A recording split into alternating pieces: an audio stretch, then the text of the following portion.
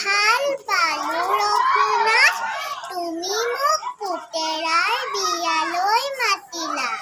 পিছে ৰভাখন দিবলৈকে আমলখি গছজোপা কিয়নো কাটিলা?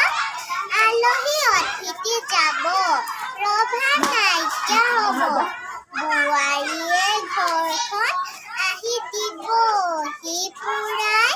পিছে কোৱাচোন ৰঘুনাথ, আমলখি গছজোপা সহজতে পাবানে ঘূৰাই?